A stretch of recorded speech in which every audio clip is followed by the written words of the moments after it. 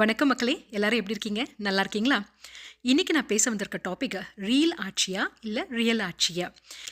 Reels இங்கே real எங்கே அப்படின்னு சட்டமன்றத்தில் பதாகைகள் ஏந்தி போராடுறதா இருக்கட்டும், இல்லை யூடியூப்பில் பார்க்கும்போது கமெண்ட் செஷனில் கேவலமாக திட்டுறவங்களா இருக்கட்டும், எல்லாருமே சொல்கிறது என்னென்னா, எங்கே போனாலும் இந்த எம்எல்ஏக்களும் அமைச்சர்களும் கேமராமேனை கூடவே கூட்டிட்டு போயிடுறாங்க, எல்லா இடத்துலையும் ரீல்ஸ் போடுறாங்க அப்படின்னு சொல்கிறாங்க.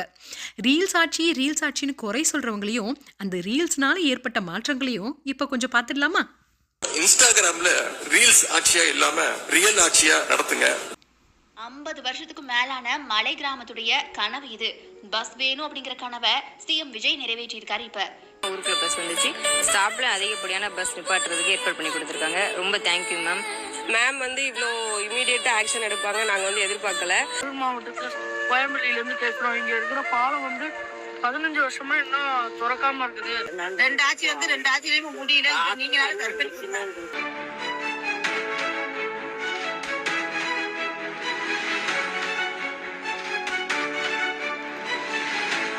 ரீல்ஸ் ஆட்சின்னு நம்ம கிண்டல் பண்ணிகிட்ருக்க இந்த ஆட்சியில் தான், ரீல்ஸ் ஆட்சியா ரியல் ஆட்சியான்னு நம்ம விவாதம் பண்ணிகிட்ருக்க இந்த ஆட்சியில் தான் ரீல்ஸ் போட்டு 24 மணி நேரத்துக்குள்ளே இல்லை 48 மணி நேரத்துக்குள்ளே இல்லை டு த மேக்ஸிமம் 1 வீக்குக்குள்ளே மக்கள் கேட்குற பல கோரிக்கைகளை நிறைவேற்ற பெறதை நான் பார்க்குறேன். இவ்வளோ நன்மைகள் மக்களுக்கு நடக்கும்போது அந்த ரீல்ஸ் போடுறதுல என்ன தவறு இருக்குது?